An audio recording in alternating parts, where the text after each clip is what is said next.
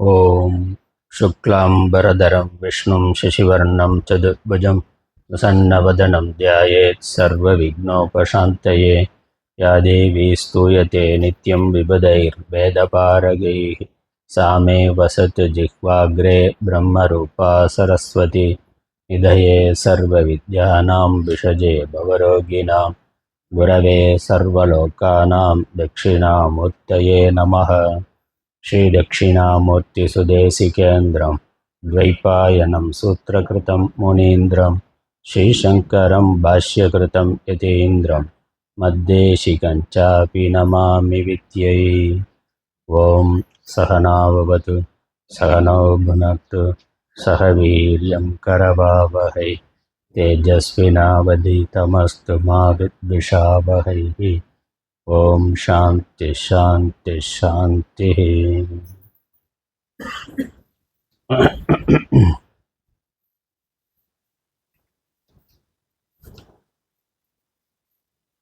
केनोपनिषद शांति पाठम। ओम आप्यायन्तु ममांगानि वाक्प्राणश्चक्षुश्रोत्रमथो बलमिन्द्रियाणि च सर्वाणि। चक्षुश्रोत्रमथो बलमिन्द्रियाणि च सर्वाणि सर्वं ब्रह्मोपनिषदम् माहं ब्रह्म निराकुर्याम् मा ब्रह्म निराकरोत्। अनिराकरणमस्त्वनिराकरणं मे अस्तु। तदात्मनि निरतेय उपनिषत्सु धर्मास्ते मयि सन्तु ते मयि सन्तु। ओम शांति शांति शांति।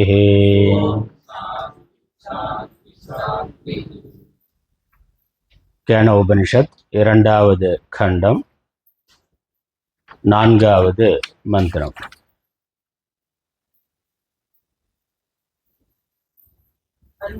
ஹரி ஓம்.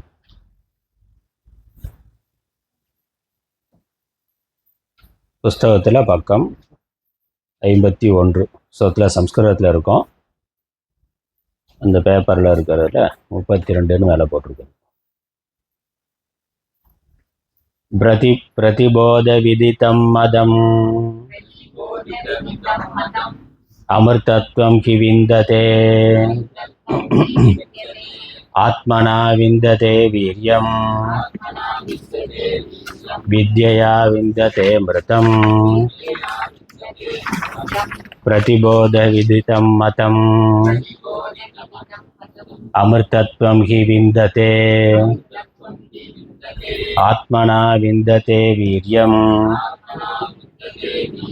विद्यया विन्दते मृतम्।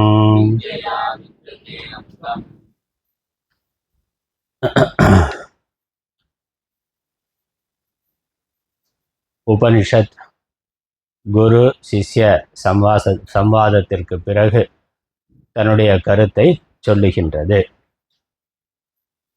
ஆத்ம ஞானத்தினுடைய முக்கியமான உபதேசத்தை சொல்லுகின்றது. ஆத்மாவை எவ்வாறு நாம் அறிந்து கொள்வது? இது ஒரு பெரிய முக்கியமான கேள்வி. இதெல்லாம் ஆத்மா இல்லை என்று நம்ம பார்த்திருக்கிறோம். அறியப்படுவதா இருக்கிறதெல்லாம் ஆத்மா இல்லை என்று பல காரணங்களை சொல்லி நீக்கி இருக்கின்றோம். இப்போ ஆத்மா அறிவதாக அறிவு சொரூபமாக இருக்கின்றது. அப்படி இருக்கின்றது என்பதை நாம் எவ்வாறு உணர்வது, அறிவது அல்லது அனுபவிப்பது? ஆத்மாங்கிறது நமக்கு கேள்வியில் இருக்கையுடைய அந்த ஆத்மா அதான் நம்மளுடைய ஆதாரம், அதான் நம்மளுடைய சொரூபம். எல்லாவற்றுக்கும் ஆதாரமாக சொரூபமாக அதுதான் இருக்கிறது. அதெல்லாம் நம்ம உபனிஷத்தை வேதாந்தத்தை படிக்கிற பொழுது கேட்கின்றோம். ஆனால் அதை சரியாக எப்படி நாம் புரிந்து கொள்வது? எப்படி நமக்குள் ஆத்மா இருக்கின்றது? அந்த அறிவு எப்படி எங்கு விளங்கி கொண்டிருக்கின்றது? இதுதான் முக்கியமான விஷயம். அது நமக்கு புரிந்தாலே அனைத்தும் புரிந்ததாக ஆகிவிடும். இதை புரிய வைக்கிறதுக்கு தான் எல்லா உபதேசமும். அதனால் இந்த உபனிஷத்திலேயே இந்த மந்திரம் ரொம்ப முக்கியமானது. இந்த உபனிஷத்துல மட்டுமல்ல, எல்லா உபனிஷத்துக்களிலும் இந்த மந்திரம் ரொம்ப முக்கியமானதாக இருக்கின்றது. ஏன்னா இந்த மந்திரம் சொல்ற மாதிரி நேரடியா ஆத்மாவை எந்த உபனிஷத்தும் சொல்லவில்லை. பல விதங்கள்ல சொல்லி இருக்கு. ஆனா இந்த மாதிரியான ஒரு வெளிப்படையான நேரடியான கருத்து இந்த உபனிஷத்துல இந்த மந்திரத்துல மட்டும்தான் இருக்கின்றது. அதனாலேயே இந்த உபனிஷத்து ரொம்ப முக்கியத்துவம் உடையதாக இருக்கின்றது. இதனுடைய கருத்தை நம்ம பார்க்கலாம். இந்த 4வது மந்திரம், இதனுடைய முகவுரை நம்ம பார்த்தோம். ஆச்சாரியர் ஒரு முகவுரை கொடுத்திருந்தார்.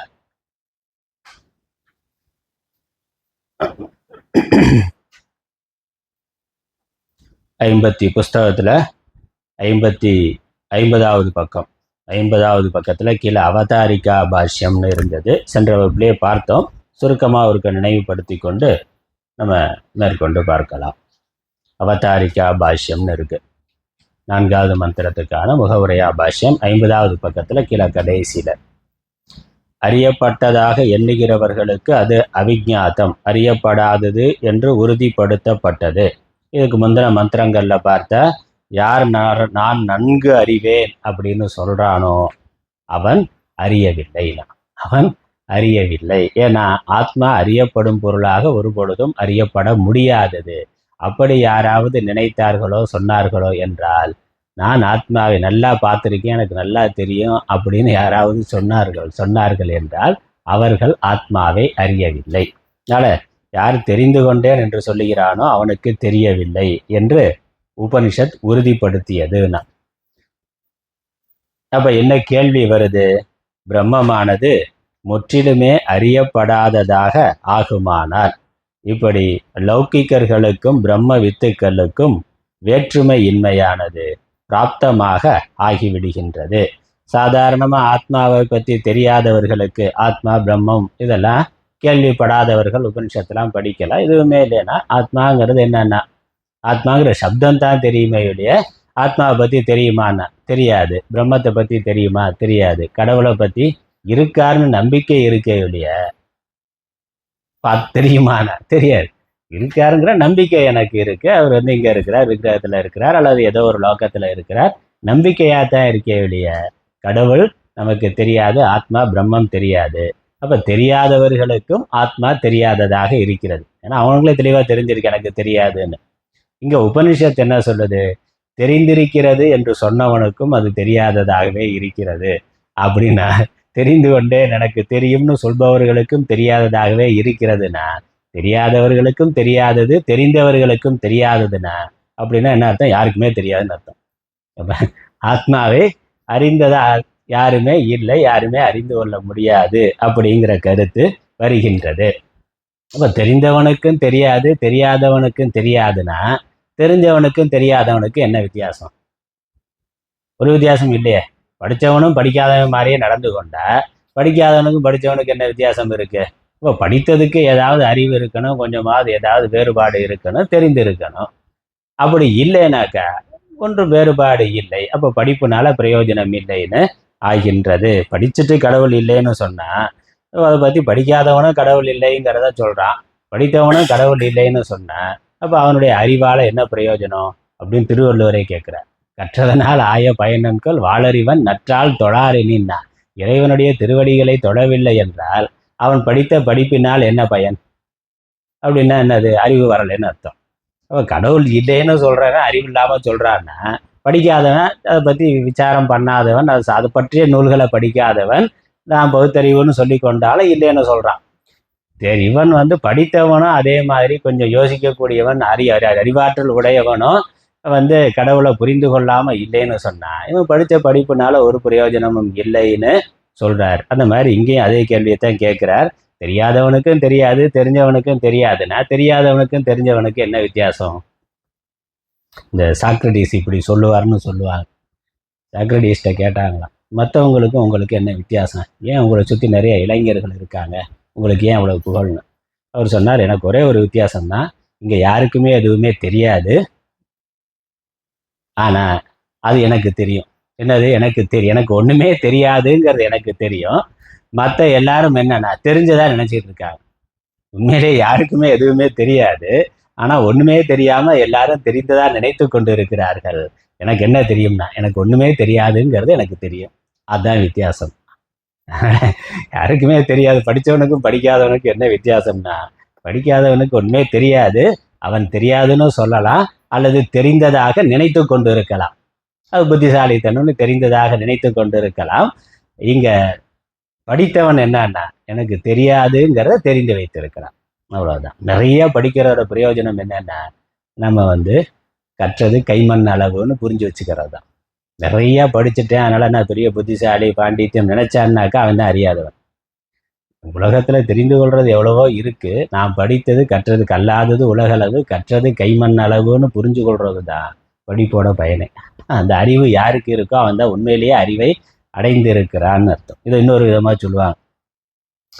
முட்டாள் எப்போ புத்திசாலி ஆகிறான், புத்திசாலி எப்போ முட்டாளாகிறான்னா, இப்படி ஒரு கேள்வி. புத்திசாலி எப்போ முட்டாளாகிறான்னா, தன்னை புத்திசாலின்னு நினைக்கிற பொழுது.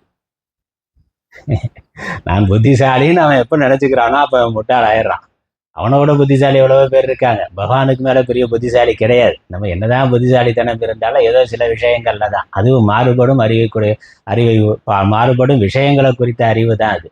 அதனால புத்திசாலி தான் எப்போ புத்திசாலின்னு அவன் நினைக்கிறானோ அப்பொழுது அவன் முட்டாளாக ஆகி விடுகிறான்னா.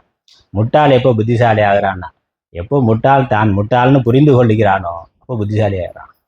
அதோட புத்திசாலித்தனம் வேற ஒன்றும் இல்லை. நான் அறியாதவன்னு தெரிந்து கொள்றதை விட அறிவு வேறொன்றும் இல்லைன்னா, இங்க என்னன்னா அது அது தனி சும்மா. அதனால அறிவு அறியாமை இரண்டுமே ஒன்றுதான்னா, ரெண்டு பேருக்குமே பிரம்மத்தை தெரியாதுன்னா என்ன வித்தியாசம்? அதான் கேட்கிற. பிரம்மமானது முற்றிலுமே அறியப்படாததாக ஆகுமானால், தெரிஞ்சவனுக்கும் தெரியாது தெரியாதவர்களுக்கும் தெரியாதுன்னா, லௌகிக்கர்களுக்கும் பிரம்ம வித்துக்களுக்கும், லௌகிக்கர்னா இந்த பிரம்ம வித்தையை படிக்காதவர்களுக்கும் பிரம்ம வித்துக்களுக்கும் வேற்றுமை இல்லாமல் வேற்றுமை இன்மையானது பிராப்தமாகிறதுன்னு, ஒரு வித்தியாசமும் இல்லை அப்படின்னு ஆகின்றது.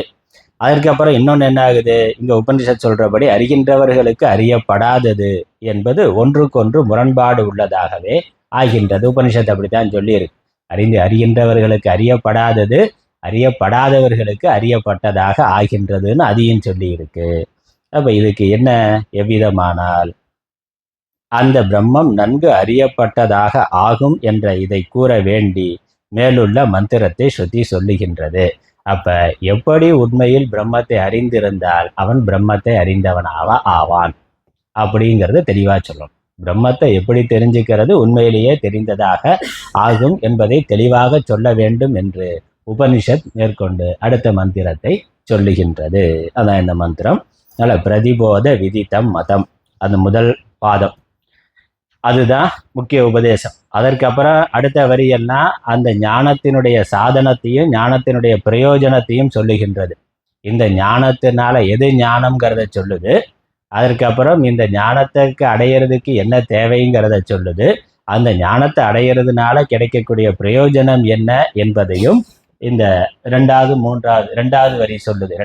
முதல் வரியில இரண்டாவது பாதமும் இரண்டாவது வரியும் சொல்லுகின்றது. உபதேசம் என்னது? பிரதிபோத விதித்தம் மதம். இதுதான் முக்கியமான கருத்து. இதை நம்ம புரிந்து கொள்றதுக்கு முன்னாடி சில அடிப்படையான விஷயங்களை பார்க்கலாம். அதுக்கப்புறம் ஆச்சாரியர் பாஷ்யத்துல என்ன விளக்கம் கொடுக்குறாருங்கிறத பார்க்கலாம். இந்த பிரதிபோத விதித்தம் அப்படின்னு இருக்கு. மதம்னாக்கா அறியப்பட்டது, அறிவு அப்படின்னு அர்த்தம். தெரிந்து கொண்டது அப்படின்னு அர்த்தம். கருதப்படுகின்றது, நினைக்கப்படுகின்றது அப்படிங்கிற வார்த்தை அந்த மதம்ங்கிறதுக்கு அர்த்தம். இவ்வாறு எண்ணப்படுகிறது, அறியப்படுகிறது, நினைக்கப்படுகிறது, கருதப்படுகிறது. எது என்ன? முதல் வாக்கியம் பிரதிபோத விதித்தம். போதம் அப்படிங்கிறது ஒரு வார்த்தை, பிரதிங்கிறது ஒன்று, விதித்தம்ங்கிறது ஒன்று. பிரதி அப்படின்னா ஒவ்வொரு அப்படின்னு அர்த்தம். பிரதினா பிரதிவாரம்னு சொல்றோம்ல. பிரதிவாரம்னு என்னது? ஒவ்வொரு வாரமும், வாரந்தோறும்னு அர்த்தம். பிரதி அப்படின்னா ஒவ்வொன்று, ஒன்று, ஒவ்வொன்று, ஒவ்வொன்றா இருக்கிறது, ஒவ்வொன்று, ஒவ்வொரு அப்படிங்கிற அர்த்தம். போதம் அப்படிங்கிறது அறிவு என்ற அர்த்தம். இங்க எண்ணம், எண்ணத்துல இருக்கக்கூடிய சைத்தன்யம் ரெண்டையும் சேர்த்து சொல்வதா இருக்கு. அதனால போதம்ங்கிறதுக்கு, போதம் அப்படின்னா விருத்தி அப்படின்னு அர்த்தம். எண்ணம், எண்ணத்துல இருக்கக்கூடிய அறிவு. விதித்தம் அப்படின்னாக்கா அதை அறியப்படுகின்ற பொழுது அந்த அறிவானது ஒவ்வொரு எண்ணத்திலும் அறிவாக அறியப்படுகின்றது. அந்த ஆத்மாவானது ஒவ்வொரு எண்ணத்திலும் அறிவாக அறியப்படுகிறது. இதான் அதுக்கு அர்த்தம். பிரதிபோத விதித்தம்னா ஆத்மாவானது ஒவ்வொரு எண்ணத்திலும் அறிவாக அறியப்படுகிறது. அப்படி யாரால் அறியப்பட்டிருக்கின்றதோ அவர்கள் அமிர்தத்துவத்தை அடைகிறார்கள், மரணமில்லா பெருவாழ்வை மோட்சத்தை அடைந்தவர்களாக ஆகிறார்கள். இதுக்கு நம்ம விளக்கம் பார்க்கலாம். இப்போ நமக்கு அறிவு எப்படி ஏற்படுகிறது, இதற்கு நிறைய அடிப்படை விஷயங்கள் சொல்லணும். அதுக்கப்புறம் நம்ம பாஷ்யத்தில் என்ன இருக்குன்னு பார்க்கலாம். நமக்கு அறிவு எப்படி வருது? அறிவுனா என்ன? அறிவு எப்படி வருது? கண்ணு, காது, மூக்கு, நாக்கு, ஞான இந்திரியங்கள் இருக்கு. இந்திரியங்களை விஷயங்களை பார்க்கிறோம். விஷயங்களை பார்க்கிற பொழுது அதை பற்றிய அறிவு வருது. அதானே? கண்ணால் பார்க்கிற பொழுது முன்னாடி பொருள் இருக்கு, பொருள் தெரியுது. பொருள் தெரிந்த உடனே இது செல்போன், இது புஸ்தகம், இது பேனா, இது மேஜை, இது மனிதன் அப்படின்னு அறிவு வருது. அந்த அறிவு என்னது? கண்ணால் பார்க்கிறோம், விஷயம் புறத்துல இருக்கு. அந்த பொருளை பார்த்த உடனே நம்ம மனசுல அது எண்ணமாக வருது. அறிவுங்கிறது என்னது? எண்ணம். அறிவுனா என்னது? எண்ணம். ஒரு பொருளை பார்த்த உடனே அந்த பொருளை பற்றி நம்ம மனதில் தோன்றுகின்ற எண்ணம், அதான அறிவு. அதனால் அறிவுங்கிறது எண்ணம், மனதில் வரக்கூடிய எண்ணம். அதுக்கு விருத்தின்னு பேர். விருத்தி, மனசில் வருகின்ற விருத்தி, சம்ஸ்கிருதத்தில் விருத்தி, தமிழில் சொன்னால் எண்ணம். இப்போ பொருளை நம்ம பார்க்கிறோம், பார்த்த உடனே இது இன்ன பொருள், அது இது இன்னார் அப்படிங்கிற எண்ணம் மனசில் வருது. அந்த எண்ணம் வரலைன்னாக்க அந்த பொருள் பற்றி தெரியலைன்னு அர்த்தம். அதானே? என்ன அப்படின்னு கேட்டால் எனக்கு தெரியலை அப்படின்னா, தெரிஞ்சிருந்தாக்க ஒரு ஆளை பார்த்த உடனே அது ஒரு ராமசாமி அப்படின்னு ஆளை பார்க்குறோம், கண்ணு பார்க்குது, பார்த்த உடனே அவர் ஏற்கனவே நமக்கு அறிமுகம் இருக்குது, அவரை பற்றி தெரியும், இவர் ராமசாமி அப்படிங்கிற எண்ணமானது மனதில் வருகின்றது. அப்போ அறிவுங்கிறது என்னது? எண்ணம், மனதில் தோன்றுகின்ற ஒரு எண்ணம். மனசு வேற எங்கேயோ இருந்தால், கண்ணு பார்த்துக்கிட்டு இருந்தாலும் அறிவு வராது. அதானே? வேற ஏதோ சிந்தனையில், வேற ஏதோ யோசனையில் இருந்தாக்க கண்ணு திறந்துருக்கு, ஆளும் முன்னாடி இருக்கிறார், ஆனால் மனசில் அந்த அறிவு வரல. ஏன்னா மனசு அந்த கண்ணோட சேராமல் வேற ஏதோ சிந்தனையில் இருக்கு. அப்போ மனதில் பொருளை பார்த்த உடனே அந்த பொருள் குறித்த எண்ணமானது மனதில் ஏற்படுகின்றது. அந்த எண்ணம் தான் அறிவு. அப்புறம் அந்த எண்ணம் மட்டுமா ஏற்படும்? அந்த பொருளோட சம்பந்தம் இருக்கக்கூடிய நமக்கு ஏற்கனவே அனுபவித்த விஷயங்களும் சேர்ந்து ஞாபகத்துக்கு வரும். அது இருக்கு அப்படின்னு வருது. ஒரு ராமசாமியை பார்த்த உடனே ராமசாமிகிட்ட ஏதாவது ஏற்கனவே கொடுக்கல் வாக்கல் இருந்திருந்தா, ராமசாமி அவன் அயோக்கிய பயலாச்சே அப்படின்னு அடுத்த எண்ணம் வரும். முதல்ல இது ராமசாமிங்கிற அறிவு, அவனோட நமக்கு கசப்பான அனுபவம் இருந்தாக்கா இவன் மோசமான ஆளாச்சே அப்படிங்கிற எண்ணம் வரும். இல்லை நல்ல நபராக இருந்தால் இவன் ரொம்ப நல்லவனாச்சே, அறிவாளியாச்சே, புத்திசாலியாச்சே, அல்லது நம்மளுடைய நண்பன், ஏதோ ஒன்று அவனுக்கும் நமக்கும் ஏற்கனவே முன்ன என்ன கொடுக்கல் வாங்கல் இருந்ததோ, என்ன விவகாரம் இருந்ததோ, அது சம்பந்தமானதெல்லாம் நமக்கு நினைவுக்கு வருகின்றது. அதுக்கு ஸ்மிருதின்னு பேர். முதல்ல பொருளை பார்த்த உடனே அறிவு வருது. அந்த அறிவு ஏற்கனவே நமக்கு அறிமுகமானதா அந்த பொருள் இருந்தாக்கா அதை சம்பந்தப்பட்ட நினைவுகள் எல்லாம் நமக்கு வருகின்றது. அந்த நினைவுகளோட இந்த அறிவை சேர்த்து தான் நம்ம விவகாரம் பண்ணுறோம். அதுக்கேற்ற மாதிரி அவர்கிட்ட எப்படி நண்பனாக இருந்தால், ஹாய் என்ன எப்படி இருக்கீங்க, பார்த்து ரொம்ப நாள் ஆச்சுன்னு சொல்லி ரொம்ப நெருங்கி பார்க்குறோம். இல்லை ஆபத்தான ஆளாக இருந்தாக்கா அப்படியே நைஸாக போயிடுறோம். அதெல்லாம் அடுத்த கட்ட செயல்பாடு. அப்போ என்னது? அறிவை ஒட்டி நமக்கு நினைவையும் அறிவையும் சம்பந்தப்படுத்தி மேற்கொண்டு என்ன செய்யலாம், செய்ய வேணாங்கிறத நம்ம தீர்மானம் பண்ணி செயல்படுகின்றோம் இருக்கு. இந்த கண்ணு பார்க்காம இருக்கிற பொழுது மனசு மட்டும் கூட இந்த நினைவுகளோட இருக்கும். அது எண்ணமா இருக்கு, அதுவும் எண்ணம் தான். அதுவும் எண்ணமா இருக்கு. நம்ம பார்க்கல, கண்ணு மூடி இருக்கிறோம், வீட்டில் சும்மா உட்கார்ந்து இருக்கிறோம். ஆனால் பார்த்த கேட்ட விஷயங்களை குறித்து எண்ணங்கள் தொடர்ந்து வந்து கொண்டு இருக்கு. அதெல்லாம் ஸ்மிருதி. ஏற்கனவே அனுபவிச்ச விஷயம் நமக்கு நினைவா வந்து கொண்டு இருக்கின்றது. அங்க நினைவு மாத்திரம் இருக்கு. பொருளோட சம்பந்தப்பட்டு நினைவு வர்ற பொழுது முதல்ல அறிவு வருது, அப்புறம் நினைவு வருகின்றது. கடல்ல அலை வர்ற மாதிரி மனசுல இந்த எண்ணங்கள் தொடர்ந்து வந்து கொண்டே இருக்கின்றன. அந்த எண்ணங்கள் நினைவா இருக்கலாம், அல்லது பொருளோட சம்பந்தப்பட்டிருந்தா அறிவாக இருக்கலாம். அறிவு அப்படி வருது. அப்ப எண்ணம்ங்கிறது அறிவு. அறிவு என்பது நம்ம மனதுல எண்ணமாக இருக்கின்றது ஒரு விஷயம். இந்த மனது எப்படிப்பட்டது அப்படின்னு பார்த்தோம்னா, மனசு உடம்போட ஒரு பகுதி. மனசு உடலோட ஒரு பகுதியா இருக்கு. உடம்பு எப்படிப்பட்டது? உடம்பு ஜடமானது. நமக்கு தெரியும், உடம்பு பஞ்சபூதங்களாலானது, உடம்பு ஜடமானது.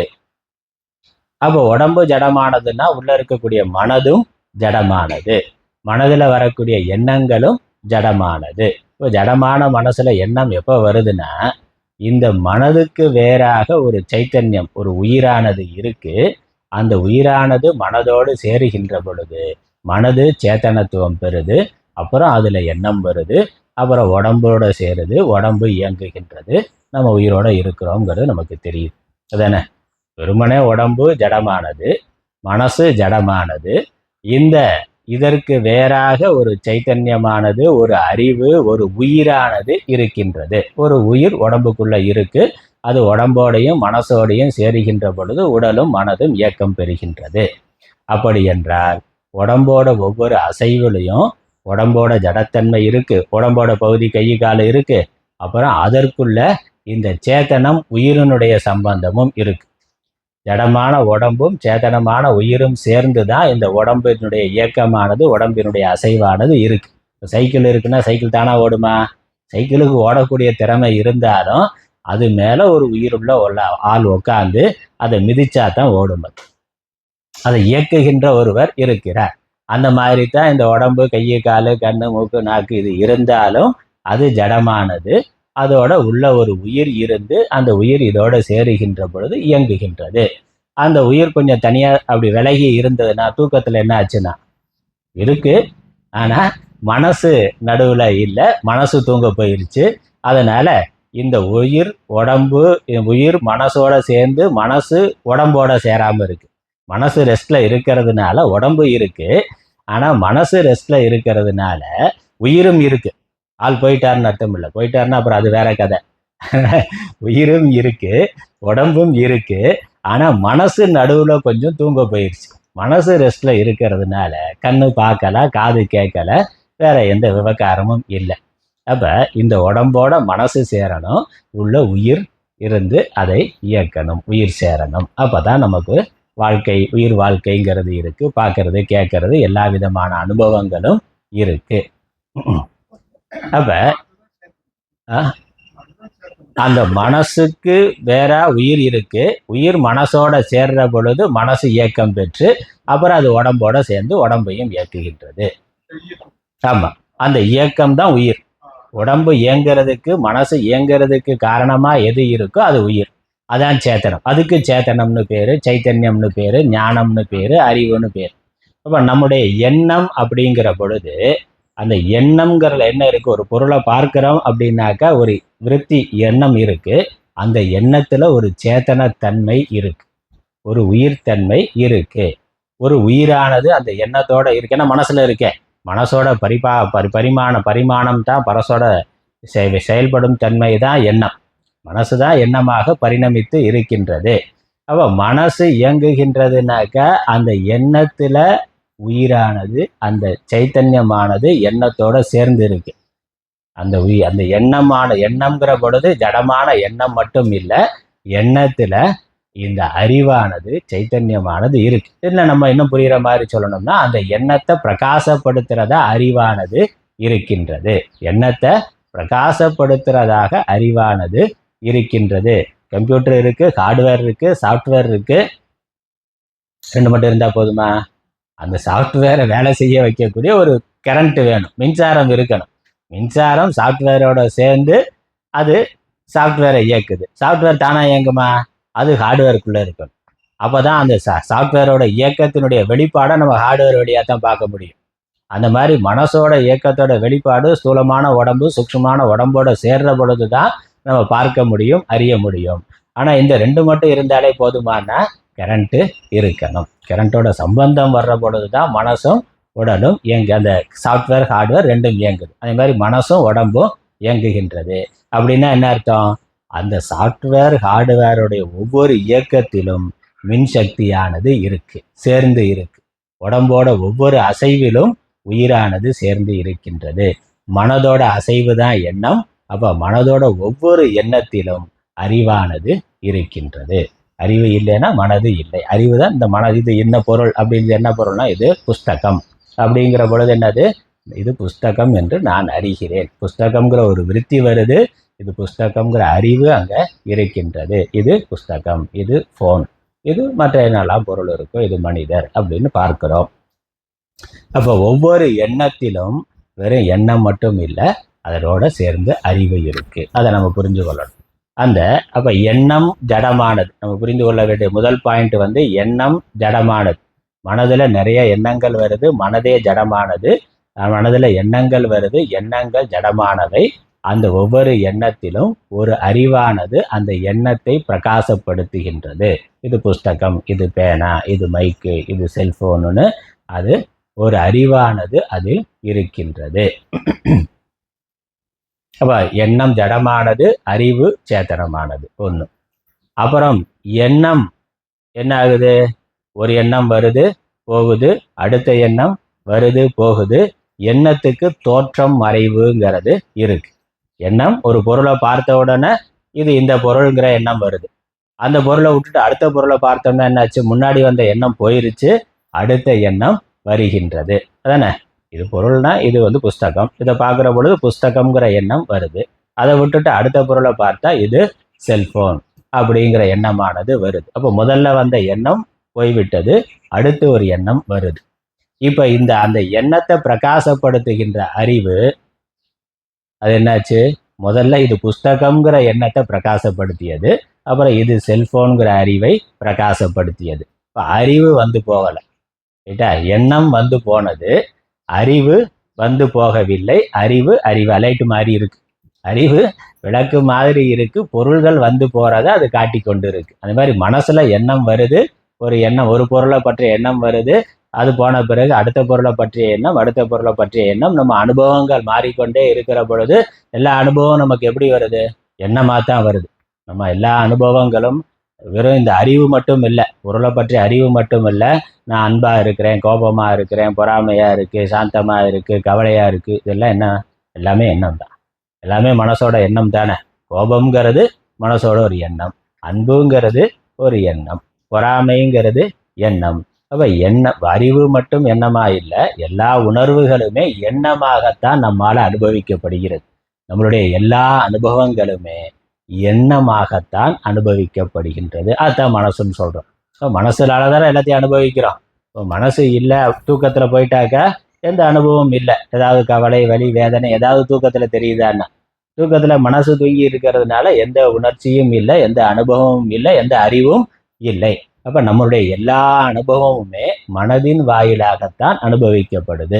அந்த அனுபவம் எப்படி வருது? எண்ண ரூபமாக வருகின்றது. அந்த எண்ணங்கள் மாறி மாறி வந்து கொண்டிருக்கின்றன. அந்த எண்ணத்துல அறிவானது மாறாமல் இருந்து அந்த எண்ணங்களை பிரகாசப்படுத்துகின்றது. அதான் நம்ம அடுத்த விஷயமா புரிந்து கொள்ள வேண்டியது. எண்ணம் ஜடம், அதற்கு வேறாக அதை பிரகாசப்படுத்துகின்ற ஒரு அறிவு இருக்கு. எண்ணங்கள் பல மாறிக்கொண்டே இருக்கின்றன, அறிவு மாறாமல் இருக்கின்றது ஒன்று.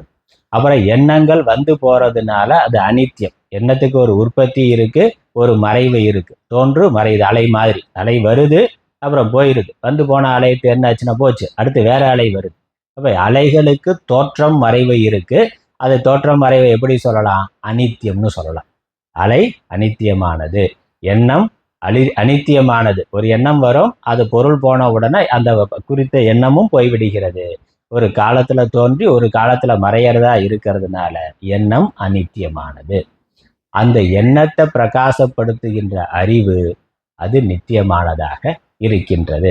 அது அப்படியே தான் இருக்கு. அந்த எண்ணம் போச்சு, அடுத்த எண்ணம் வந்தது, அந்த எண்ணம் போச்சு, அடுத்த எண்ணம் போச்சு, வருகிறது, அடுத்த எண்ணம் வருது, அதுவும் பிரகாசப்படுத்துது. அப்ப எண்ணம் வந்து போகின்றது, அறிவு வந்து போகாததாக இருக்கின்றது. அதை சொல்லணும்னா அது எண்ணம் அனித்தியமானது, அறிவு நித்தியமானது. என் முதல் விஷயம், எண்ணம் ஜடமானது, அறிவு அறிவானது. அறிவானதுங்கிறத சம்ஸ்கிருதம் சொன்னா சேத்தனமானது, சைத்தன்யமானது அல்லது ஞானம்னு சொல்லலாம். அவ்வளவுதான். அதுக்கப்புறம் எண்ணம் பலவாக இருக்கும், அறிவு ஒன்றாக இருக்கும். எண்ணம் வந்து போகும், அறிவு வந்து போகாததாக நித்தியமானதாக இருக்கு. அதனால எண்ணங்கள் அநேகம், அறிவு ஏகம். அப்புறம் எண்ணங்கள் அனித்தியம், அறிவு நித்தியம். அறிவு நித்தியம். அதுக்கப்புறம் எண்ணம் மாறுபடும். எண்ணம் மாறுபடும், அறிவு மாறுபடாமல் இருக்கும். அதனால அது நிர்விகாரம். எண்ணம் சவிகாரம், அறிவு நிர்விகாரம்.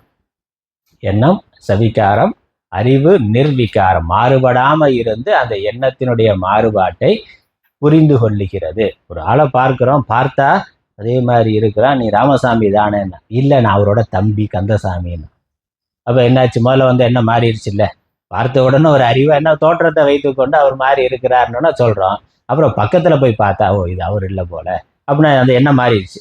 ஆனால் அதை பிரகாசப்படுத்தின அறிவு என்னது? அது அப்படியே தான் இருக்குது, அது மாறாமல் இருக்குது. முதல்ல அந்த எண்ணம், அந்த அந்த அறிவு தப்பு, இந்த அறிவு சரியானதுன்னு அடுத்த அறிவு வர்ற பொழுது அதையும் நமது பிரகாசப்படுத்துது. அப்ப அந்த அறிவு மாறல, எண்ணம் மாறி இருக்கின்றது. சவிகாரம் நிர்விகாரம். அப்புறம் எண்ணம் குணங்களோட சேர்ந்தது. அன்பு, பொறுமை, பொறாமை, காமம், வெறுப்பு, இதெல்லாம் எண்ணங்கள்ல மாறி மாறி வருது. அப்ப எண்ணங்கள்ல குணம் இருக்கு, எண்ணம் சகுணமா இருக்கு.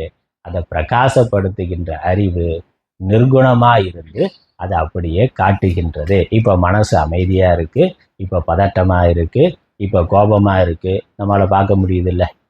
மனசை மனசோட அந்த உணர்வை நம்ம ரொம்ப ஐக்கியமாகி போறதுனால அப்போ பார்க்க முடியறது இல்லை. அந்த எண்ணத்தோட நம்ம ஐக்கியப்படுத்தி கொண்டு எண்ணமாகவே ஆகி விடுறதுனால நம்ம அதை ஆப்ஜெக்டா பார்க்க முடியல. ஆனா அதுக்கப்புறம் போனதுக்கப்புறம், கோபம் வந்து போனதுக்கு அப்புறம், ஆமா நான் கோபப்பட்டுட்டேன் அப்படிங்கிறான். அந்த கோபம் போச்சு, அந்த உணர்வு போய்விட்டது, அந்த ஆள் அப்படியே இருக்கிறான், அந்த அறிவு அப்படியே இருக்கு. கொஞ்ச நேரத்துக்கு முன்னாடி கோபமா இருந்தேன், இப்ப சாந்தமா இருக்கிறேன், இருக்குல்ல? அப்ப என்னது? அந்த குணம் எதை சார்ந்ததுன்னா எண்ணத்தை சார்ந்தது. அப்ப வித்தியாசம் இதான் நம்ம வித்தியாசம் பண்ண வேண்டியது. சாதாரணமா மனதில் அனுபவம் வந்து கொண்டே இருக்கு, எண்ணம் வந்து கொண்டே இருக்கு. நாம என்ன பண்றோம்? அந்த எண்ணத்தோடையே சதா ஓடிக்கொண்டே இருக்கிறோம். அந்த எண்ணத்தை பிரகாசப்படுத்துகின்ற அறிவை நம்ம பார்க்கிறது இல்லை, எண்ணத்தோடையே நம்ம சேர்ந்து கொண்டு இருக்கிறோம். அதனால எண்ணமே நான். எண்ணம் எப்படி இருக்கோ அப்படியே நான்கிற கருத்தானது நமக்கு இருக்கின்றது. எண்ணம் கோபமா இருந்தா நான் கோபக்காரன், எண்ணம் பொறுமையா இருந்தா நான் பொறுமை, நான் அன்பானவன், பண்பானவன், பொல்லாதவன். சினிமாவுக்கு படப்பேரெல்லாம் வைக்கிறாங்கல்ல, எல்லாம் என்னது? அதெல்லாம் அந்த மனசோட தன்மைனா. பெரும்பாலும் மனசு எப்படி இருக்கோ அதை வைத்துக்கொண்டே நம்ம அடையாளப்படுத்திக்கிறோம். நான் இப்படிப்பட்ட ஆள் தெரியுமானா, அந்த மனசு எப்படிப்பட்டதோ அப்படி நம்ம அடையாளப்படுத்தி கொண்டு அதுவே நான் வைத்துக்கொண்டு நம்ம சொல்றோம். அப்ப என்ன இருக்கு இங்க? நமக்கு விவேகம் என்னன்னா, இந்த எண்ணம், மனசு, எண்ணம் எப்படி இருக்கோ, எண்ணம் ஜடமானது, எண்ணம் பலவா இருக்கும், எண்ணம் மாறுபடக்கூடியதா இருக்கும், எண்ணம் வந்து போகக்கூடியதா அனித்தியமானதா இருக்கும், எண்ணமானது குணங்களோட கூடியதாக இருக்கும். ஆனால் அந்த எண்ணத்துக்கு வேறாக அந்த எண்ணத்தை பிரகாசப்படுத்துறதா ஒரு அறிவு இருக்கு. எந்த அறிவுனால அந்த எண்ணம் அறியப்படுகின்றதோ அந்த அறிவு அந்த எண்ணத்திற்கு வேறானது. அந்த அறிவு அந்த எண்ணத்திற்கு வேறானது. அது எண்ணம் வந்து போற பொழுது வந்து போறது இல்லை. அது ஜடமானதுன்னா இது சேத்தனமானது, அது பிரகாசம் இல்லாதது, இது அதை பிரகாசப்படுத்துவதாக இருக்கின்றது. அப்புறம் அது எண்ணங்கள் பலவா இருக்கு, அறிவு ஒன்றாக இருக்கின்றது. எண்ணங்கள் மாறுபடுவதாக இருக்கு, அறிவு மாறுபடாததாக இருக்கின்றது. எண்ணங்கள் குணங்களோடு கூடியதாக இருக்கின்றது, அறிவு குணம் கடந்ததாக குணாதீதமாக இருக்கின்றது. இதுதான் வித்தியாசம். இந்த அறிவை நாம எண்ணம் இல்லாம தனியா பார்க்க முடியுமானா பார்க்க முடியாது. அதே மாதிரி அறிவு இல்லாம எண்ணம் மாத்திரம் இருக்குமான்னா இருக்காது. அதான் இது. அறிவு இல்லாம எண்ணம் மாத்திரம் இருக்க முடியாது. அதே மாதிரி எண்ணம் இல்லாம அறிவு மாத்திரம் இருக்கும், ஆனா நம்மளால உணர முடியாது. அதனால அறிவை உணர்றதுக்கு எண்ணம் வேணும். எண்ணம் இருக்கு, நான் இருக்கிறேன் அப்படிங்கிற பொழுது நான் இருக்கிறேன் என்பதை அறிகிறேன். அறிவு இருக்குல்ல? இப்போ சாதாரணமாக நம்ம இது வேற ஒரு கோணத்தில் யோசிச்சாக்க, நான் இருக்கிறேன் அப்படிங்கிறோம். அதுக்கப்புறம் என்ன சொல்கிறோம்? நான் மனிதனாக இருக்கிறேன், நான் ஆணாக இருக்கிறேன், நான் பெண்ணாக இருக்கிறேன், நான் குழந்தையாக இருக்கிறேன், நான் இளைஞனாக இருக்கிறேன், அப்படியே போட வேண்டியதான். நான் பிராமணனாக இருக்கிறேன், நான் இந்துவாக இருக்கிறேன், பெரிய லிஸ்ட் வச்சிருக்கிறோம். இந்த நான் இருக்கிறேங்கிறதுக்கு நடுவில் இவ்வளவு இத்தனை விஷயங்களை எது வேணாலும் போட முடியும். ஆனால் இதெல்லாம் எதனுடைய தன்மை? உடம்போட குணம். நான் இருக்கிறேன்கிறத நடுவில் உடம்பு இருக்கு, உடம்பை வைத்து கொண்டு உடம்பு ஆணாக இருந்தால் ஆண், உடம்பு மனுஷனாக இருந்தால் நான் மனிதன் அப்படிங்கிறது இருந்து கொண்டே இருக்கு. இந்த இதெல்லாம் அப்ஜெக்டிவ். இந்த அப்ஜெக்டிவ்லாம் எடுத்துட்டாக்க என்ன அதெல்லாம் மாறுபடக்கூடிய, நான் குழந்தையாக இருக்கிறேன்னா குழந்தையாகவே இருப்பேனா, குழந்தையாக இருந்தது இளைஞனாக மாறிட்டே போயிடுச்சு, அது போய்விட்டது. நான் இருக்கிறேன்கிறது மட்டும் மாறாமல் இருக்கு, மற்றதெல்லாம் மாறுபடக்கூடியதாக இருக்கு. எக்ஸ் சர்வீஸ் மேன் தான்.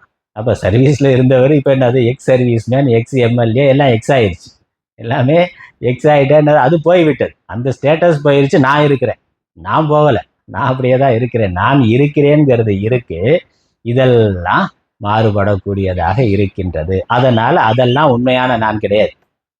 அதெல்லாம் உடம்பு அந்த இடத்துல அந்த காலத்தில் அந்த பதவியிலையோ பொறுப்புலையோ அல்லது அந்த உறவு சம்பந்தமாக இருக்கிற பொழுது அந்த உறவை மையமாக கொண்டோ இருக்கு. நான் அம்மான்னு எப்போ பக்கத்தில் குழந்தை இருக்கிற போது, அவ்வளோதான்.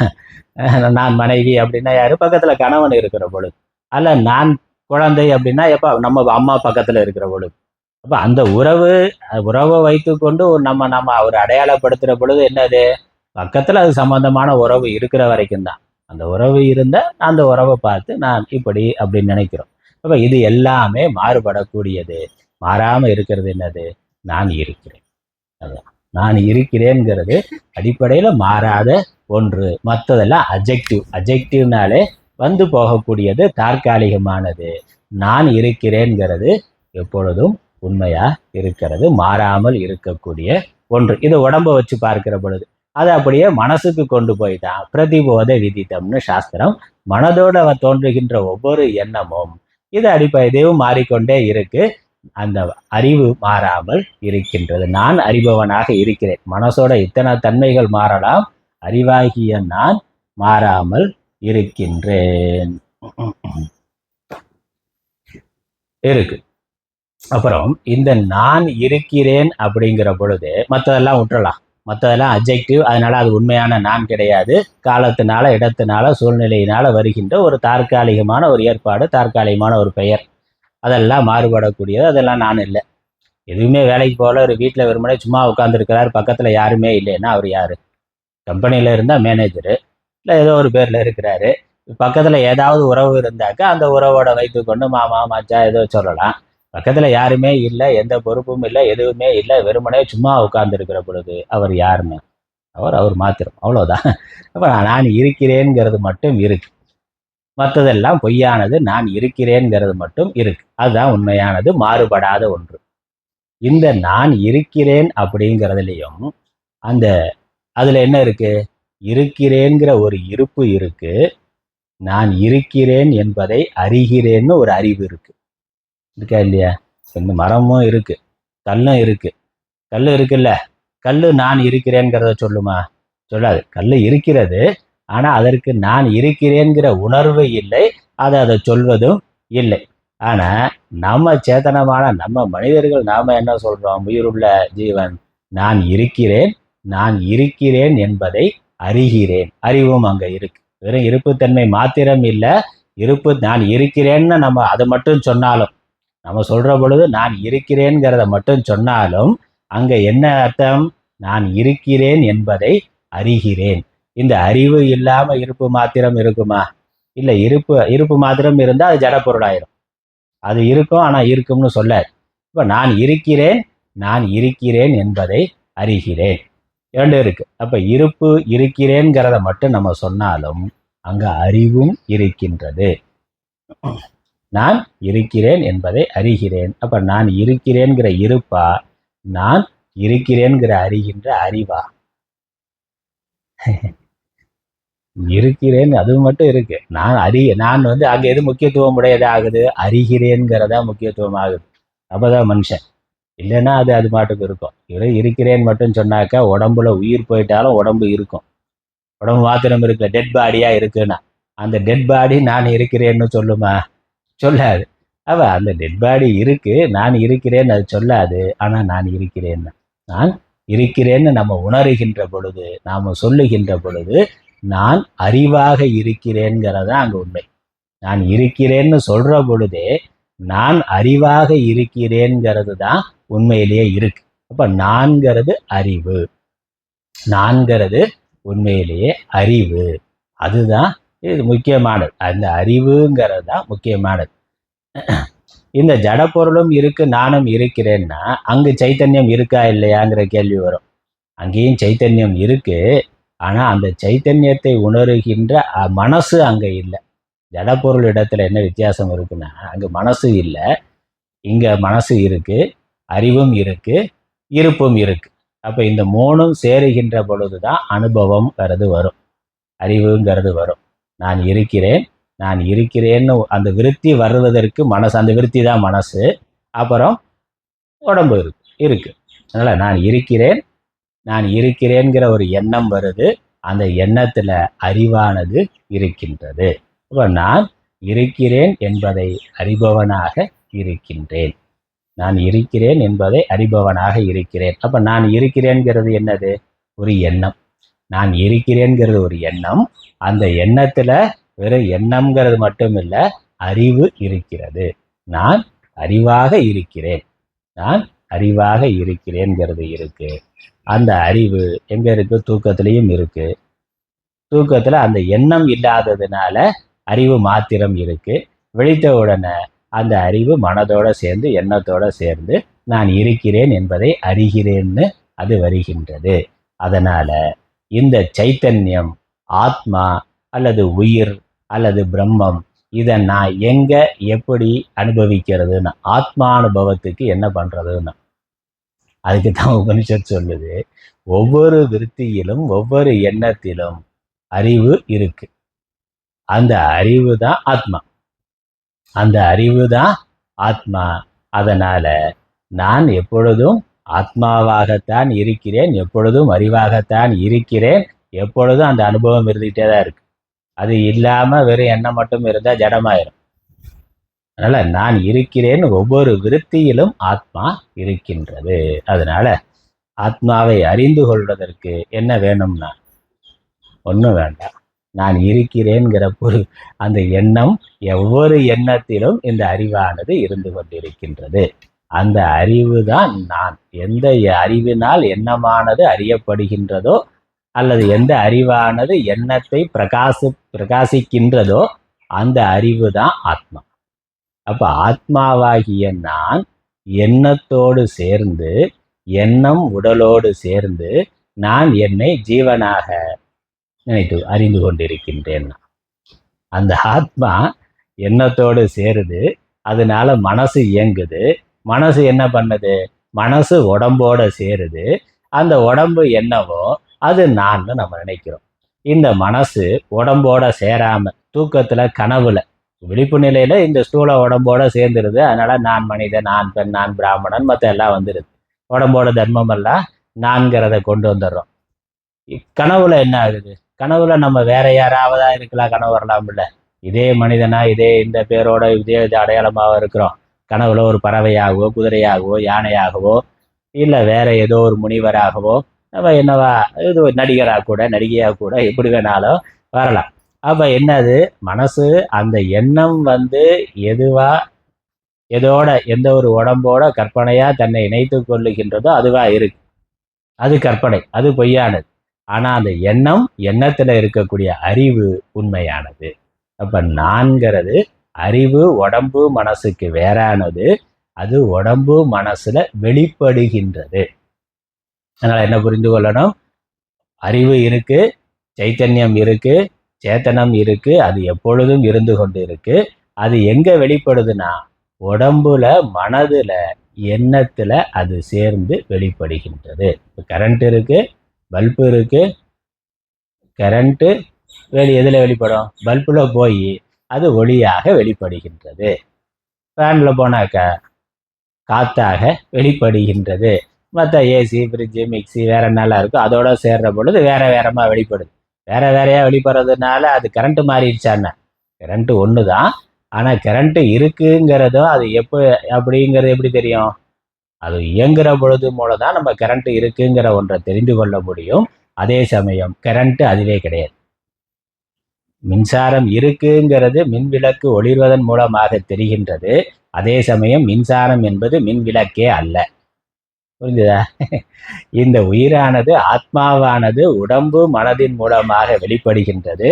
அதே சமயம் ஆத்மாவானது உயிரானது உடல் மனமே அல்ல. புரிஞ்சுதுங்களா? மனுஷ உடம்போட சேர்ந்தா மனுஷங்க மாதிரி இருக்கு.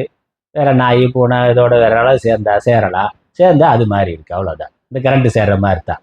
இதோட சேர்ந்தா லைட்டில் சேர்ந்தா ஒளியாக வருது, ஃபேனில் சேர்ந்தா காற்றா வருது, ஃப்ரிட்ஜில் சேர்ந்தா குளிர்ச்சியாக வருது, அயன் பாக்ஸில் சேர்ந்தா வெப்பமாக வருது. அது உடம்புக்கு தகுந்த மாதிரி அவுட்புட் வேறையா இருக்கலாம். ஆனால் பின்னாடி இருக்கக்கூடிய சக்தி ஒன்று தான். இந்த மனசோட சைத்தன்யம் சேர்ற பொழுது அது மனசு உடம்போட சேர்ந்தாக்கா நான் மனிதன். அதனால இந்த ஆத்மாவானது இந்த உடம்பு மனசு இல்லாம அறியப்படவே முடியாது. ஆத்மாவை தெரிந்து கொள்வதற்கு ஆத்மா மட்டும் தனியா இருக்கலாம். ஆனா ஆத்மா உடம்போட சேர்ற பொழுதுதான் உடம்பு ஜடமானது. உடம்போட சேர்ற பொழுதுதான் ஆத்மா இருக்கிறதுங்கிறது நமக்கு தெரியும். அதனால மனசுல விருத்திகள் வர்ற பொழுது அந்த விருத்தியில அறிவானது இருக்கின்றது. அந்த அறிவு தான் ஆத்மான்னு நாம புரிந்து கொள்ள வேண்டும். அதனால விருத்தியே இல்லாம தியானத்துல சமாதியில போய் ஆத்மா அனுபவம் நமக்கு எப்போ வரும்னு பார்த்துட்டு இருக்கோம். உபனிஷத்து என்ன சொல்லுது? அப்படி ஏன்னா மனசே விருத்தியே இல்லைன்னா ஜடமாயிரும். ஜடமா தானே? மனசு விருத்தி இல்லைன்னா ஜடம் ஆயிருச்சா? சமாதியில ஜடம் மாதிரி இருக்கிற. அப்ப ஆத்மா அனுபவத்தை எப்படி புரிஞ்சுக்கிறது? ஆத்மா வெளிப்படுறதுக்கு ஏதாவது ஒரு மீடியா வேணும்ல, தெரியணும்ல. கரண்ட் இருக்குன்னா கரண்ட்டை மட்டும் பார்க்கணும்னா கரண்ட்டை மட்டும் பார்க்க முடியாது. கரண்ட்டை மட்டும் பார்க்க முடியாது.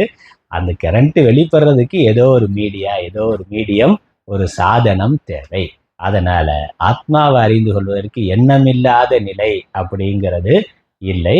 ஒவ்வொரு எண்ணத்திலும் ஆத்மா இருக்கின்றது. ஒவ்வொரு எண்ணத்தையும் பிரகாசிப்பதாக ஆத்மா இருக்கின்றது. அந்த எண்ணத்தோட சேர்ற பொழுது என்ன ஆகுதுன்னா, அது ஒரு குறிப்பிட்ட இடத்தில் இருப்பது போல தோன்றுகின்றது. ஒரு குறிப்பிட்ட வரையறைக்குட்பட்டது போல தோன்றுகின்றது. ஒரு குறிப்பிட்ட குணத்தை அடைந்தது போல தெரிகின்றது. ஒரு குறிப்பிட்ட விகாரத்தை அடைவது போல தெரிகின்றது. ஒரு குறிப்பிட்ட நிலையில வந்து போவது போல தெரிகின்றது. ஆனா உண்மையிலேயே அது ஒரு குறிப்பிட்ட இடத்துல மட்டும் இருப்பது அல்ல, குறிப்பிட்ட வரையறையில இருப்பது அல்ல, குறிப்பிட்ட குணம் உடையது அல்ல, குறிப்பிட்ட விகாரம் அடைவது அல்ல, குறிப்பிட்ட இடத்துல வந்து போறதும் இல்லை. எண்ணத்தோட சேர்ற பொழுது அந்த ஒரு தன்மையை அடைகின்றது. அதனால நம்ம சாதாரணமா என்ன சொல்றோம்? எண்ணத்துல இருக்கக்கூடிய சைத்தன்யத்தை சிதாபாசன்கிற வார்த்தையில சொல்லி கொண்டு இருக்கிறோம். சித்து தனியா இருக்கு. எண்ணத்தோட சேர்ற பொழுது எண்ணத்துல இருக்கக்கூடிய அந்த சைத்தன்யத்தை சிதாபாசன்கிற வார்த்தையில சாதாரணமா சொல்லி கொண்டு இருக்கிறோம். ஆனா சிதாபாசன் சித்துன்னு வேற வேறையா ரெண்டு இருக்கா அப்படின்னு கேட்டா, நம்ம ஆரம்பத்துல புரிகிற பொழுது ஒரு பிரதிபிம்ப சைத்தன்யம் அப்படிங்கிற வார்த்தையில சொன்னாலும் பிரதிபிம்பமா இருக்கிறது இதே சைத்தன்யம் தான். அந்த சைத்தன்யமானது எண்ணம்ங்கிற ஒண்ணுல வர்ற பொழுது அது பிரதிபிம்பம் போலவும் ஒரு இடத்துல இருப்பதாகவும் சர்வ வியாபகமா இருக்கிறது. அதுக்குள்ள எண்ணத்தோட சேர்ற பொழுது அந்த எண்ணம்ங்கிற ஒன்றுல வெளிப்படுவதாக, எண்ணத்தை பிரகாசப்படுத்துவதாக தெரிகின்றது. அப்புறம் எண்ணத்துக்கு வரையறை இருக்கு. ஒரு காலத்துல வந்தது, ஒரு காலத்துல போனதுன்னா அதோட சேர்ந்து அந்த அறிவும் போன மாதிரி தெரிகின்றது.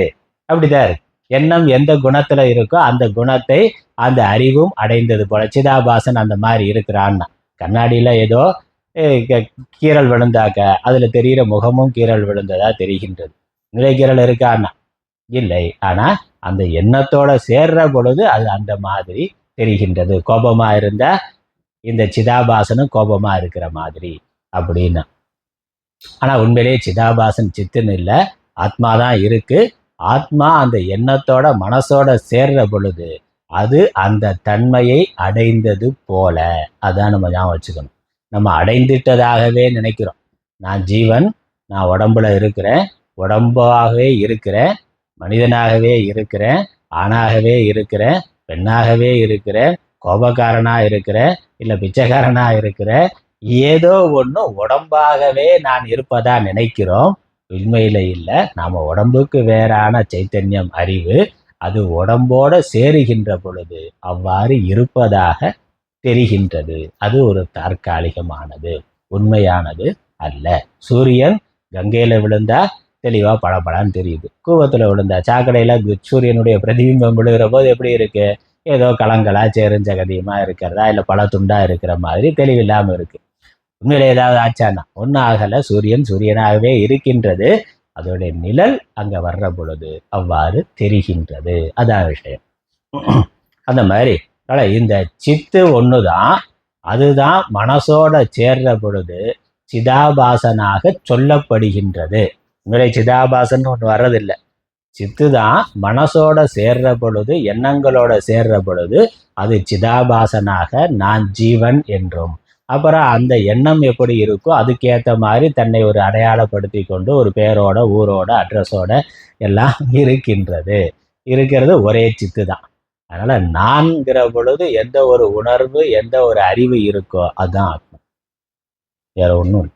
நான்கிறதுக்கு அப்புறம் நம்ம என்ன வேணாலும் போடலாம், அதெல்லாம் வந்து போகக்கூடியது. ஆனால் நான் அப்படிங்கிற பொழுது நாம் ஒரு உயிராக, உணர்வாக இருக்கிறோம். அந்த உணர்வு உயிர், அதுவே ஆத்மா. வேற ஒன்றும் தனியான ஒரு எக்ஸ்பீரியன்ஸ் அப்படின்னா இந்த ஆத்மா இங்கே நான் தனியாக இருக்கிறேன், ஆத்மா எங்கேயோ தனியாக இருக்கு, இந்த நான் அந்த ஆத்மாவை போய் அனுபவிக்கணும்னா, அப்போ ஆத்மா தனியாக இருக்குன்னா ஆத்மா சைத்தன்ய ஸ்வரூபம்னு உபனிஷத் சொல்லுது. அப்போ இந்த நான் யாரு? இந்த நான் ஜடமாக தானே இருக்கணும். இப்போ ஜடமாக இருக்கிற ஒருவனுக்கு எப்படி நான் சைத்தன்யத்தை அனுபவிக்கணுங்கிற எண்ணம் வரும் இல்லையா? இப்போ நான் நம்ம நினைக்கிற பொழுது நான்கிறது சைத்தன்யமாக தான் இருக்கு, நான்கிறது அறிவாகத்தான் இருக்கு. தனியாக நான் அறிவை, சைத்தன்யத்தை போய் அறியணும், அனுபவிக்கணும் அப்படிங்கிறது இல்லை. அப்படின்னு பார்த்தா நான் சைத்தன்யமா இருக்கிறேன், ஆத்மா எனக்கு வேற இருக்கு, அனுபவிக்கணும் அப்படின்னா ஆத்மா ஜடம்னு ஆயிரும். ஒன்று இது ஜடமா இருந்து சைத்தன்யத்தை அனுபவிக்கணும்னு இருக்கணும், இல்லை நான் சைத்தன்யம்ங்கிற உணர்வு இருக்கிறதுனால அனுபவிக்கப்படக்கூடிய அதா இருக்கக்கூடிய ஆத்மா ஜடமா இருக்கும். அப்படித்தான். இல்லை அதுவும் சைத்தன்யம், நானும் சைத்தன்யம்னா லட்சணம் ஒன்றுங்கிறதுனால ரெண்டும் ஒன்று தான். அப்போ அனுபவிக்கப்படுவதா இல்லை, அனுபவமா நான் எப்பொழுதுமே நான்கிற அனுபவத்திலேயே இருந்து கொண்டு இருக்கிறேன். அந்த நான்கிற அனுபவத்தோட மற்றதெல்லாம் வந்து போய் கொண்டு இருக்கு. உடம்பு வந்து போகுது, உடம்பு வந்தோட உடம்போட இளமை, அழகு, மற்றதெல்லாம் வந்து போகின்றது. சைத்தன்யம் அப்படியே இருக்கு. ஒரு உடம்புல மட்டும் இல்லை, எல்லா உடல்களுக்கு பின்னாடியும் ஒரே சைத்தன்யம் தான் இருக்கு. அதுதான் அங்கே ஒரு உடம்புன்னு பார்க்குற பொழுது பிரத்யேக ஆத்மான, எல்லா உடம்புலையும் அதே சைத்தன்யங்கிற பொழுது அதை பிரம்மம்னு சொல்றோம். அவ்வளோதான். பேர் தான் வேற. ஒரு உடம்புக்குள்ள மட்டும் அப்படிங்கிற பொழுது அது பிரத்யேக ஆத்மா, சித்து, பிரஜானம் அப்படின்னா எல்லா உடம்புக்குள்ளேயும் அதே சைத்தன்யம் தான்னா அங்கே பிரம்மங்கிற வார்த்தையில உபனிஷத் சொல்லுகின்றது. ஏன்னா ஒரு லைட்டுக்கு பின்னாடி இருக்கிற அதே மின்சாரம் தான் எல்லா லைட்டுக்கு பின்னாடி இருக்கலாம். லைட்டு 5 வாட்ஸாக இருக்கலாம், 10 வாட்ஸாக இருக்கலாம், 50 வாட்ஸாக இருக்கலாம், 5000 வாட்ஸாக இருக்கலாம். ஆனால் எத்தனை அது பல்புக்கு தகுந்த மாதிரி மாறுபடுது. பின்னாடி இருக்கக்கூடிய மின்சாரம் அது ஒன்றுதான். அதே மாதிரி இந்த சைத்தன்யம் நான்கிறது எப்பொழுதுமே நானாக விளங்கி கொண்டிருக்கிறது. அதுதான் எல்லா உடல்களிலும் நானாக விளங்கி கொண்டிருக்கின்றது. வேற வேற கிடையாது. உடம்புதான் வேற வேற. ஒவ்வொரு எண்ணத்துல இருக்கக்கூடிய அறிவும் இன்னொரு எண்ணத்துல இருக்கக்கூடிய அறிவும் வேற வேறன்னு சொல்ல முடியுமா? முடியாது. கடல்ல அலை வருது, அதை பிரகாசப்படுத்துகின்ற சூரிய ஒளி இருக்கு. இந்த அலையை பிரகாசப்படுத்துகின்ற சூரிய ஒளி வேற, அடுத்து வருகின்ற அலையை பிரகாசப்படுத்துகின்ற சூரிய ஒளி வேறன்னு சொல்ல முடியுமா என்ன? ஒளி ஒன்றுதான், அலை வந்து போகுது.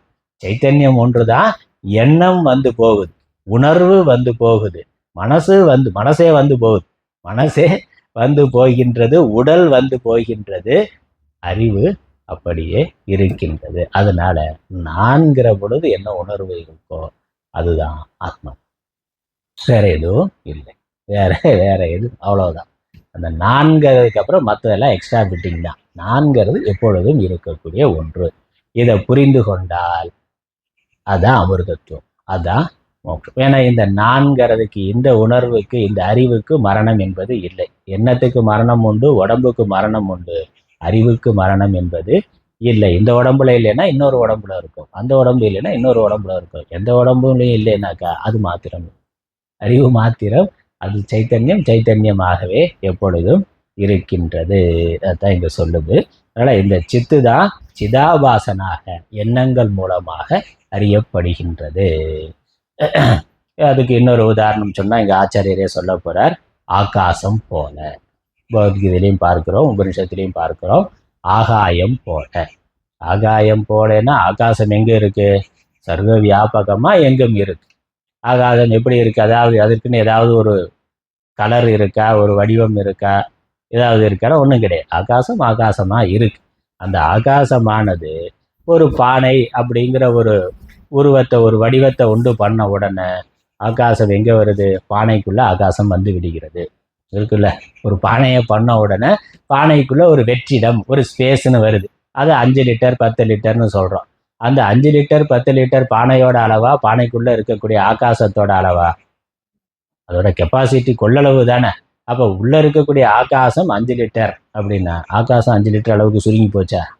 இல்லையே. வெளியே இருக்கிற அதே ஆகாசம் தான் அதை பானைக்குள்ளே சொல்கிற பொழுது நம்ம விவகாரத்துக்காக பானையினால் அது வரையறுக்கப்பட்டது போல இருக்கின்றது. 10 பானை வந்தால் 10 பானைக்குள்ளே ஆகாசமானது இருக்கின்றது. நம்ம பானையை பண்ணதுக்கப்புறம் குயவன் ஆகாசத்தை தூக்கி உள்ளே போட்டாரான்னா போடலை. அவன் பண்ணது பானையை மட்டும்தான். அந்த பானையினால் ஏற்கனவே இருந்த ஆகாசமானது ஒரு வரையறைக்குட்பட்டது போல இருக்கின்றது. அப்புறம் பானையை நகர்ந்ததுன்னா, பானையை எடுத்துகிட்டு போனால் உள்ளே இருக்க ஆகாசமும் அப்படியே ட்ராவல் பண்ணுதான்னா ஒன்றும் இல்லையே. ஆகாசம் உள்ளே இருக்கிறது வெளியே இருக்கிறது அது எப்பொழுதும் அப்படியே தான் இருக்கு. பானையினுடைய நிகழ்வு ஆகாசத்தினுடைய நகர்வு ஆகாது. பானைகள் பலவாக இருக்கிறதுனால ஆகாசம் பலவாக ஆகிவிட்டதுங்கிறது இல்லை. அப்புறம் அந்த பானை உடஞ்சி போச்சுன்னா உள்ளே இருக்க ஆகாசமும் செத்து போச்சுன்னா, பானை தோன்றுற பொழுது ஆகாசம் தோன்றியது, பானை இறக்கின்ற பொழுது ஆகாசமும் இறந்து விட்டதுன்னு சொல்ல முடியுமா? இல்லை. உடம்பு வந்தது, உடம்பு இருந்தது, உடம்பு போனது. அந்த உடம்புக்கு அந்த ஆகாசத்தோட ஒரு சம்பந்தம் தற்காலிகமாக. அந்த மாதிரி சைத்தன்யம் எப்பொழுதும் இருக்கு. ஒரு உடம்பு வந்த உடனே அந்த உடம்புல சைத்தன்யத்துடைய ஒரு சம்பந்தம் வந்து உடம்பு தற்காலிகமான ஒரு இயக்கத்தை பெற்றிருக்கின்றது. அதில் மனசுன்னு வந்து அது ஒரு தற்காலிகமான இயக்கத்தை பெற்றிருக்கின்றது. அவ்வளோதான். அது போச்சுன்னா அதுதான் போச்சே ஒழிய ஆத்மா போகவில்லை, சைத்தன்யம் போகவில்லை. அதனால ஒரு பல்பு எரியலைன்னா 10 பல்பு இருக்கு, ஒரு பல்பு எரியலைன்னா என்ன அர்த்தம்? 10 பல்புமே எரியலைன்னா கரண்ட் போச்சுன்னு அர்த்தம், கரண்ட் இல்லைன்னு அர்த்தம். ஆனால் 10 பல்பு எரிஞ்சிக்கிட்டு இருக்கு, ஒரு பல்பு மட்டும் எரியவில்லை அப்படின்னா என்ன அர்த்தம்? அது பல்பினுடைய கோளாறு. அந்த பல்பினுடைய மின் விளக்கினுடைய மரணம் மின்சாரத்தினுடைய மரணம் அல்ல. மின்சாரம் அது இருந்து கொண்டு இருக்கு. அந்த மின் விளக்கு அதை வாங்கி ஒளிரும் தன்மை அற்றதாக ஆகிவிட்டது. ஒரு உடம்பு டெட் பாடினா அந்த உடம்பு என்னாச்சுனாப்பா உயிர் போச்சானா? உயிர் போகல, உயிர் அங்கேயே தான் இருக்கு. அந்த உயிரை வாங்கி இயங்கும் தன்மையை அந்த உடலானது இழந்து விட்டது. அவ்வளோதான். சைத்தன்யம் அது சர்வ வியாபகமா எங்கேயும் இருக்கு. அந்த உயிரை வாங்கி இயங்கும் தன்மையை அந்த உடலானது இழந்து விட்டது. பல்பு ஃபியூஸ் ஆகிற மாதிரி. அவ்வளோதான். அந்த உடம்பு ஃபியூஸ் ஆயிடுச்சு. அடுத்த உடம்புல இருக்கு, அடுத்த உடம்புல இருக்கு. அது இருந்து கொண்டே சாஸ்வதமா இருக்கின்றது. அதனால நாம யார் அப்படின்னு கேட்டா, ஜடமான உடம்பு அப்படின்னா ஜடமான மனது அல்லது மனதுல தோன்றுகின்ற எண்ணங்கள் என்றால் அதற்கு பிறப்பு இறப்பு உண்டு, விகாரம் உண்டு, ஏற்றத்தாழ்வுகள் உண்டு, எல்லாமே உண்டு. ஆனா இதை பிரகாசப்படுத்துகின்ற அறிவு, அதுதான் மெய்ப்பொருள், அதுதான் நான் என்று புரிந்து கொண்டார் எனக்கு பிறப்பும் இல்லை, ஏன்னா நான் உடம்போட பிறக்கலை, சாவு உடம்போட எனக்கு கிடையாது. உடம்பு எப்படி மாறினாலும் எப்படி இருந்தாலும் அது உடம்பினுடைய தர்மம், ஆத்மாவினுடைய தர்மம் அல்ல. இன்னைக்கு லைட்டு வந்து கலர் கலராக வருது. ஒரு லைட்டுனா வெள்ளை கலர் லைட் இல்லை, லைட்டுலேயே வந்து கலர் கலராக எல்லா கலர்லேயும் லைட்டு கொண்டு வரோம். அப்போ என்னாச்சு? கலர் எத்தனை கலரில் இருந்தாலும் உள்ளே இருக்க கரண்ட் ஒன்று தானே, அதில் மாற்றம் இல்லையே. உள்ளே இருக்க மின்சாரத்தில் எந்த மின்சாரம் கலர் கலரான மின்சாரம் சொல்ல முடியுமா என்ன? மின்சாரம் ஒன்று தான். லைட்டோட தன்மைக்கு மாதிரி ஒன்று வெள்ளையாக இருக்குது, மஞ்சளாக இருக்குது, பச்சையாக இருக்குது, நீளமாக இருக்குது, கருப்பாக இருக்கலாம். எப்படி வேணாலும் அதை கூட்டலாம், குறைக்கலாம், மாற்றலாம். அப்படி இருக்கு. அது மாதிரி ஒரு உடம்பு கருப்பாக இருக்கலாம், சிவப்பாக இருக்கலாம், நெட்டையாக இருக்கலாம், குட்டையாக இருக்கலாம், அழகாக இருக்கலாம், அழகு இல்லாமல் இருக்கலாம், அறிவாக இருக்கலாம், அறிவு இல்லாமல் இருக்கலாம், இல்லை ஒரு உறுப்பு குறைவாக இருக்கலாம், ஒரு உறுப்பு கூடையாக இருக்கலாம். அதெல்லாம் உடம்போட தர்மம். உள்ளே இருக்கக்கூடிய உயிர் சைத்தன்யத்தினுடைய தர்மம் எவ்வித மாறுபாடும் இல்லாமல் அது பூர்ணமாக இருக்கின்றது. இதற்கு இருக்க எந்த குணமும் அதுக்கு கிடையாது, இதற்கு இருக்கக்கூடிய எந்த மாறுபாடும் அதற்கு கிடையாது. அது பூர்ணமாக இருக்கின்றது. அந்த ஆத்மாதான், அந்த சைத்தன்யம், அந்த அறிவு தான் நான் புரிந்து கொண்டார். அமிர்தத்துவம் ஹி விந்தது, அவன் அமிர்தத்துவத்தை அடைகின்றான். அவ்வளோ. அமிர்தத்தை அடையிறதுக்கு ஏதோ ஒரு ஸ்டேட்ல இல்லை, ஆத்மா சைத்தன்யம் நான் புரிந்து கொண்ட ஆத்மா எப்பொழுதும் அமிர்தமா இருக்கு. ஆகவே நான் அமிர்தன்.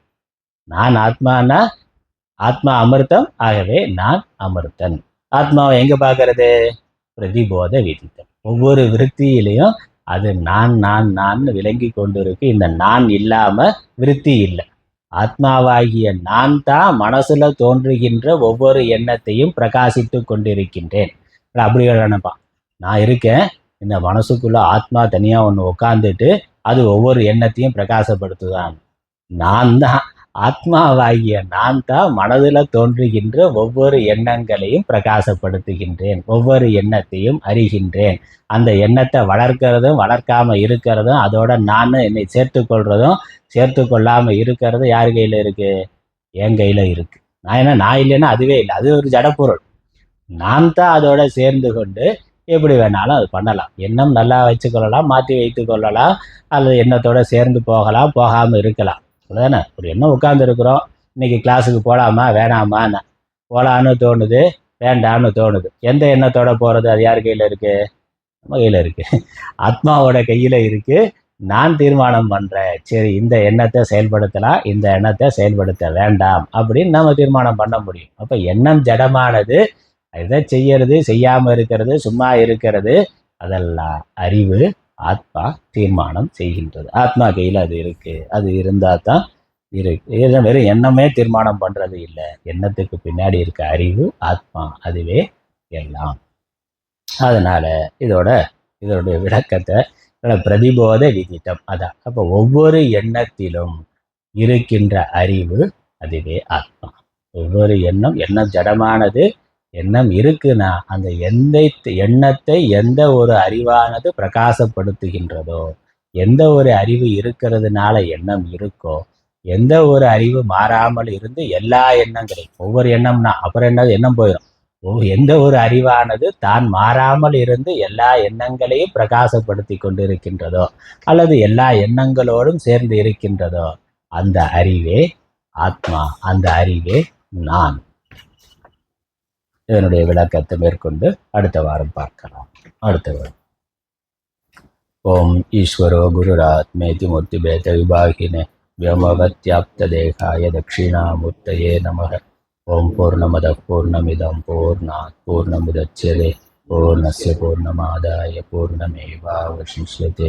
ओम शांति शांति शांति। हरि ओम।